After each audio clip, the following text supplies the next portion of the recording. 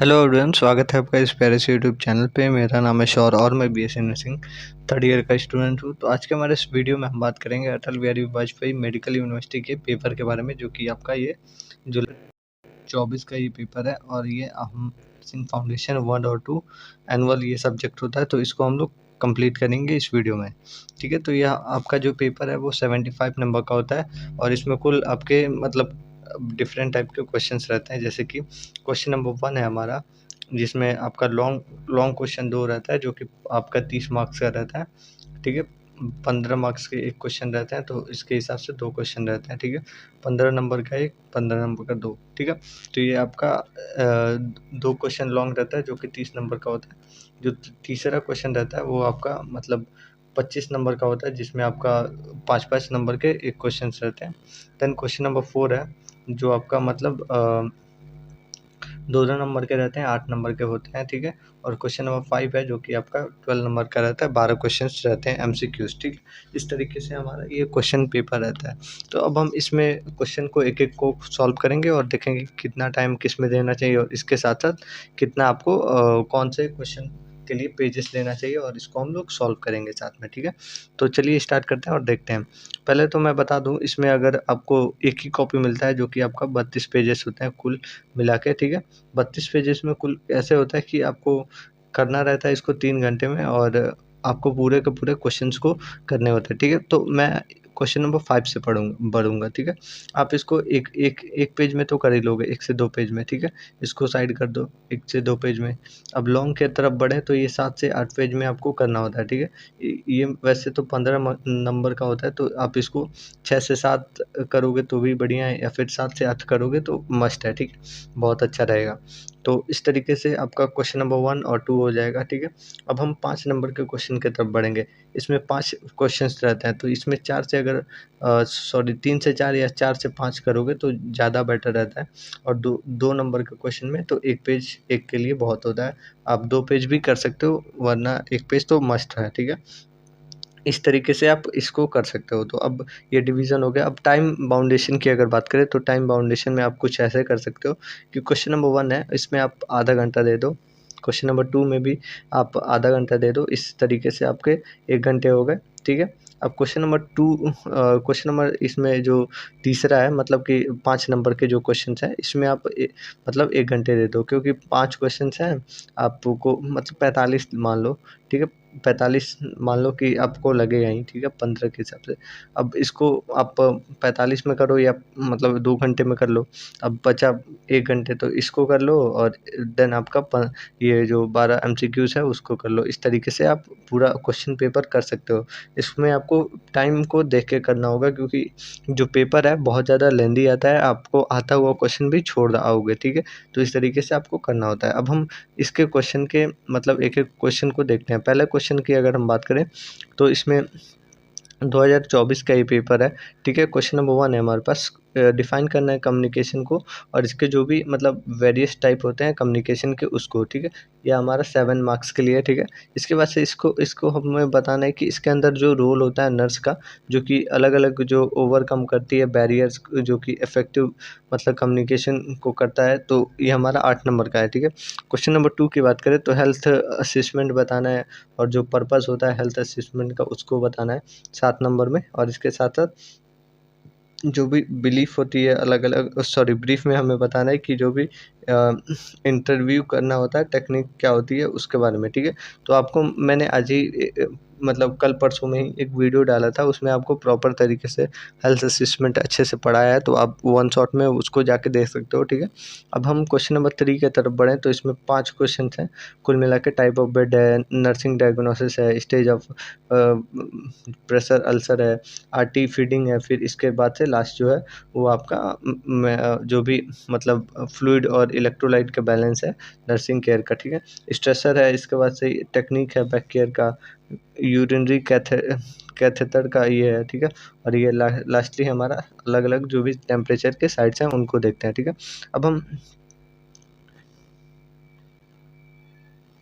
हम इसमें एक-एक क्वेश्चन को करेंगे और देखेंगे कि कितना-कितना कैसे लिखना होगा। ठीक है, अगर हम लॉन्ग क्वेश्चन की बात करेंगे पहले, लॉन्ग क्वेश्चन हमारा यहाँ से स्टार्ट होता है, ठीक है। इसमें जो है लॉन्ग क्वेश्चन है 15 मार्क्स के लिए। ये आपका फर्स्ट जो ए नंबर था वो 7 मार्क्स के लिए था और बी नंबर आपका 8 मार्क्स के लिए था।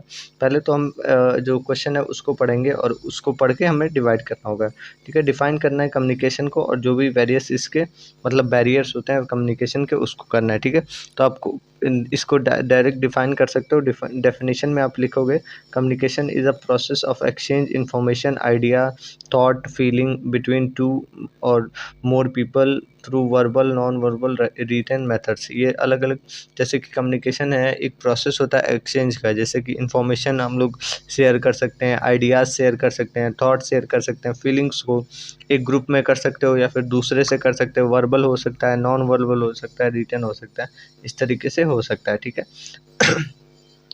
देन इसके बाद से हम बैरियर्स की तरफ बढ़ेंगे कि क्या क्या बैरियर्स होते हैं इसके अंदर की जो कम्युनिकेशन को रोकते हैं, जैसे कि बातचीत करने में क्या क्या बैरियर्स हो सकते हैं, ठीक है।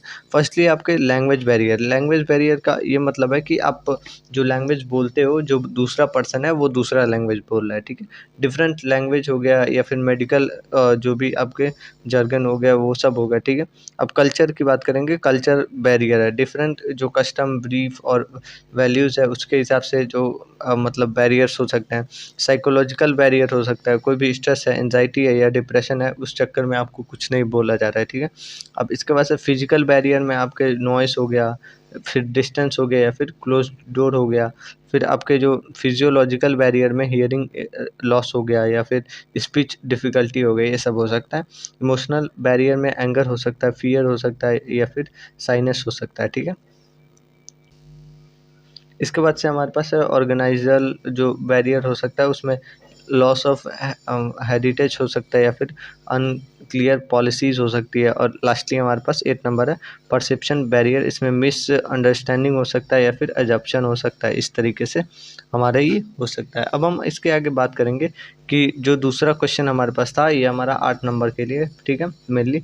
और इसमें हम लोग देखते हैं, ठीक है, कौन कौन से नर्सिंग रूल हो सकते हैं, नर्स के रोल हो सकते हैं जो कि मतलब जो बैरियर्स है उसको ओवरकम कर सके, मतलब ख़त्म कर सके। तो नर्सेस का हम लोग रोल देखते हैं। इसमें पहले तो यूज़ करेंगे सिंपल और क्लियर लैंग्वेज का, ताकि जो पेशेंट है उससे हम लोग बातचीत कर सकें। मेंटेन करेंगे हम लोग आई कांटेक्ट को और पॉसिबल मतलब बॉडी लैंग्वेज को इंश्योर करेंगे हम लोग। जो इन्वायरमेंट हो वो क्वाइट हो और फ्री हो, कोई भी मतलब डिस्टर्बेंस ना हो, डिस्ट्रक्शन ना हो, ठीक है। इसके साथ-साथ हम लोग रिस्पेक्ट करेंगे उसके कल्चर और बिलीफ को।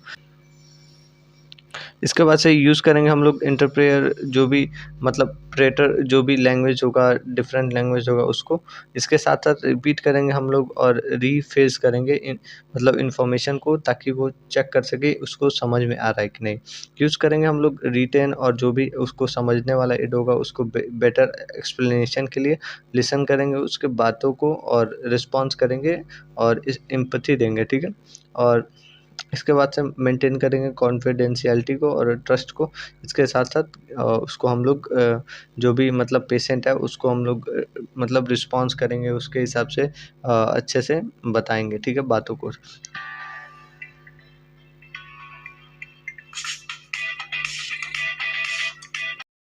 हम क्वेश्चन नंबर 2 की तरफ बढ़ेंगे। इसमें हमें डिफाइन करना है असेसमेंट को और इसके जो भी पर्पस है उसके बारे में बताना है। ये हमारा ए नंबर है जो कि हमारा 7 मार्क्स के लिए, ठीक है।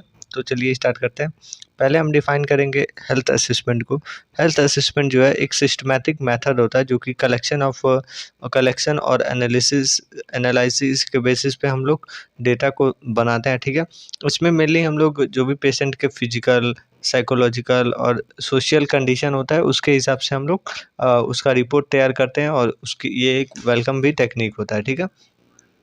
अब हम इसके पर्पस की बात करेंगे कि क्यों हम हेल्थ असेसमेंट करते हैं। पहले तो जो पेशेंट आया उसको हम लोग वेलकम के लिए होता है और उसको प्रॉपर सब कुछ बताने के लिए होता है। सेकेंडली इसको जो पेशेंट है उसके हेल्थ स्टेटस को हम लोग करेक्टली देखने के लिए करते हैं, ठीक है। इसमें हम लोग डिटेक्ट करते हैं उसके जो भी साइंस होते हैं, सिम्टम्स होती हैं इलनेस की, मॉनिटर करते हैं जो भी चेंजेस हुए रहते हैं उसके हेल्थ में। इसके साथ साथ डेवलप करते हैं हम लोग एनसीपी मतलब नर्सिंग केयर प्लान को और इसके बाद हम लोग इवैल्यूएट करते हैं जो भी इफ़ेक्टिवनेस होती है केयर की, कि वो जो हम लोग ट्रीटमेंट दे रहे हैं वो काम कर रहा है कि नहीं। और इसके बाद से हम लोग एजुकेट करते हैं जो भी पेशेंट है उसके कंडीशन के बारे में, हेल्थ के बारे में, ये सब, ठीक है। और लास्टली हम जो भी उसके हेल्थ बेसलाइन डेटा होती है उसको हम लोग प्रोवाइड करते हैं, ठीक है। अब हम बी नंबर इसके आगे बढ़ेंगे और इसमें देखेंगे क्या होता है, ठीक है। बी नंबर में आपको 8 नंबर का क्वेश्चन रहता है। ये मेनली टेक्निक होती है हेल्थ असेसमेंट की।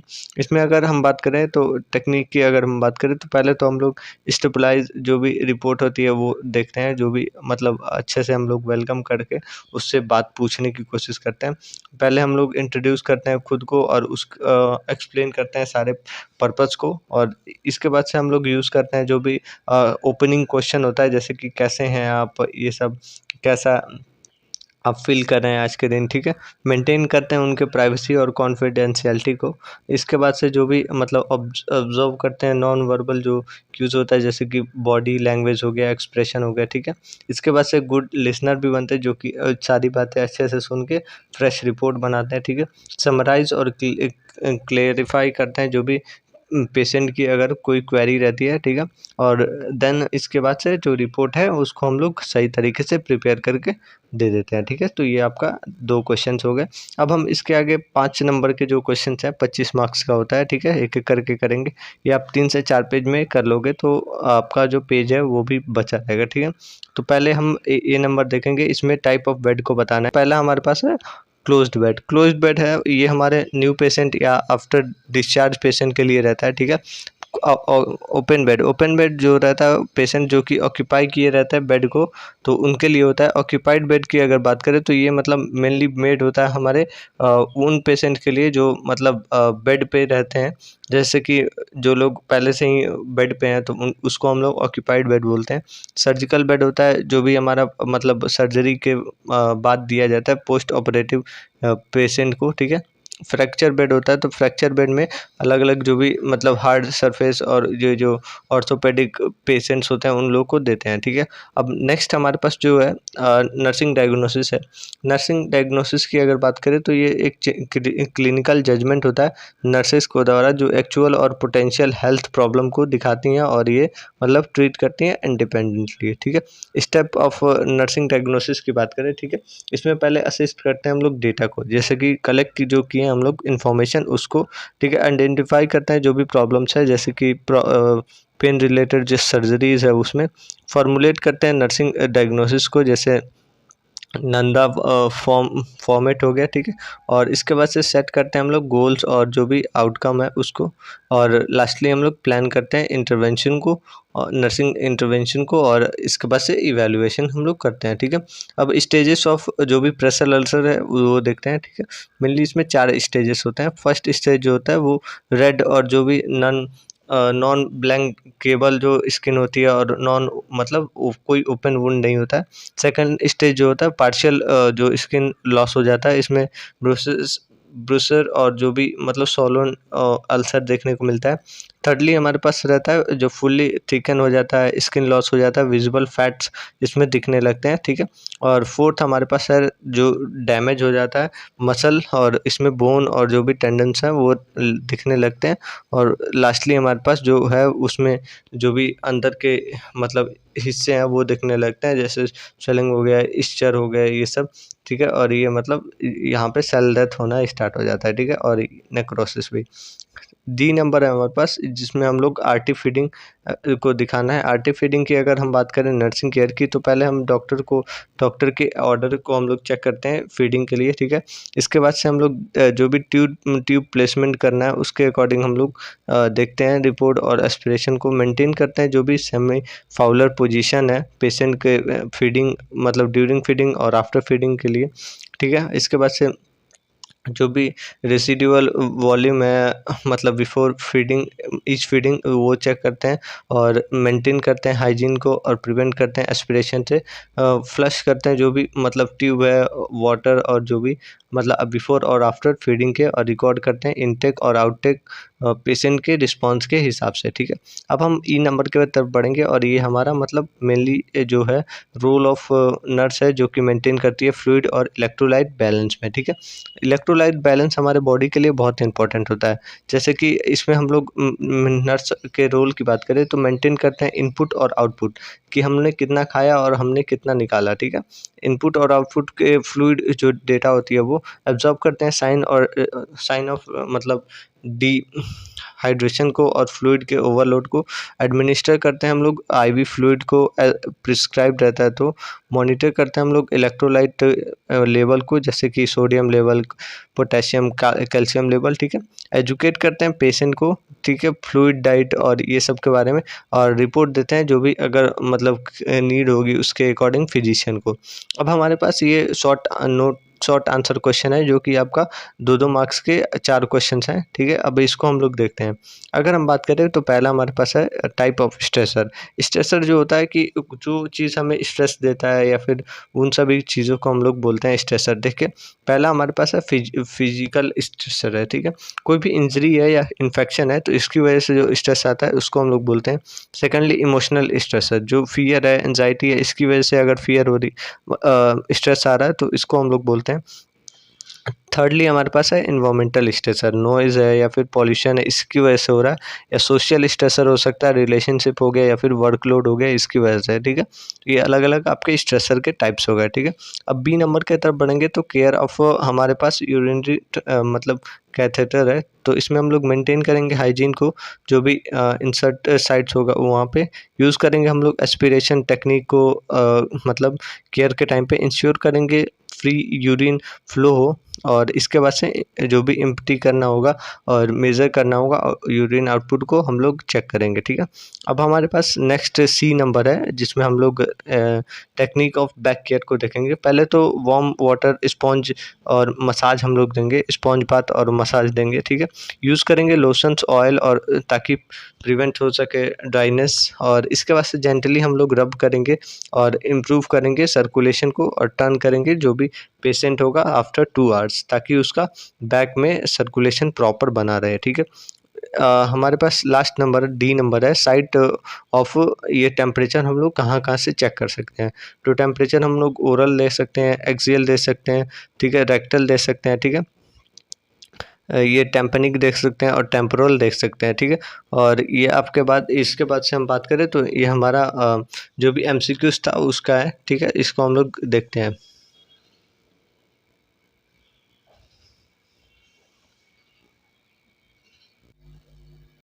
तो यहाँ पे हमारे पास जो एमसीक्यूज हैं उसको देखते हैं, ठीक है। इसमें पहले हमारे पास है जो होता है वो किस तरीके का सॉल्यूशन होता है, मतलब कि रिंगर लैक्टेट किस तरीके का सॉल्यूशन होता है, तो वो एक आइसोटोनिक सॉल्यूशन होता है, ठीक है। शार्प जो इंस्ट्रूमेंट होती हैं उसको हम लोग शुड नॉट स्टरलाइज, ठीक है। स्टरलाइज नहीं करते हैं तो उसको क्या करते हैं, बॉइलिंग करते हैं, ठीक है। इसके बाद से आगे हम देखें तो कौन सा पोजीशन है जो कि हम लोग यूज़ करते हैं एनिमा देने के टाइम पे, ठीक है। तो अगर हम बात करें तो इसमें हम लोग लेफ़्ट लेटरल, मतलब कि जो पेशेंट है उसको हम लोग लेफ़्ट लेटरल पोजीशन देते हैं, ठीक है। वाइटल साइन की अगर बात करें तो is also known as vital sign, और किस तरीके से माना जाता है तो इसको हम लोग कार्डिनल जो होती है साइंस उसको बोल सकते हैं, ठीक है। और इसके बाद से अगर हम आगे बढ़ें तो इसके बाद से हमारे पास जो टेम्परेचर होती है उसको हम लोग मतलब सेंटीग्रेड से कैसे फ़ारेनहाइट में चेंज कर सकते हैं। तो हमारा ये अगर हम देखें तो इसमें 9/5 प्लस ये फर्स्ट वाला हमारा राइट आंसर हो जाएगा, ठीक है।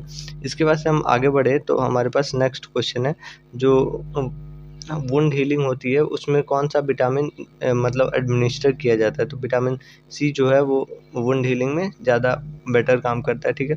इसके बाद से जो इन्फेक्शन ऑफ गम है वो उसको हम लोग कौन सा टर्म देते हैं, तो जिंजिवाइटिस को हम लोग मतलब इन्फ्लेमेशन ऑफ गम बोलते हैं, ठीक है। प्रेजेंस ऑफ स्टूल होती है, मतलब ब्लड के अंदर स्टूल के अंदर ब्लड होता है तो उसको हम लोग क्या बोलते हैं, तो इसको हम लोग मेलिना बोलते हैं, जो कि डी नंबर होगा। और इसके बाद से आगे हम देखें तो pressure ulcer must likely develop pressure ulcer कहाँ पे सबसे ज़्यादा होता है, तो आप ऐसे देख सकते हो कि बोन प्रोमिनेंट जो एरियाज़ होती हैं वहाँ पे सबसे ज़्यादा होता है, ठीक है। अब आगे अगर देखें तो हमारे पास नेक्स्ट बचा है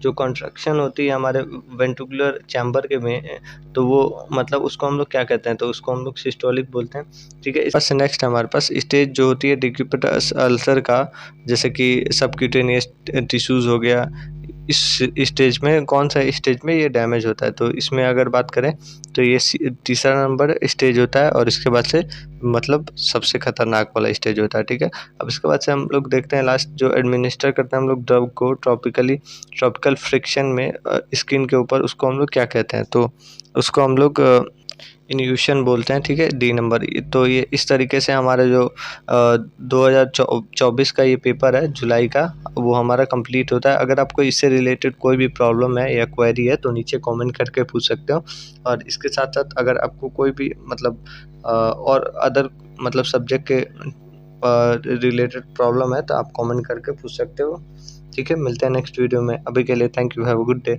और ऑल द बेस्ट फॉर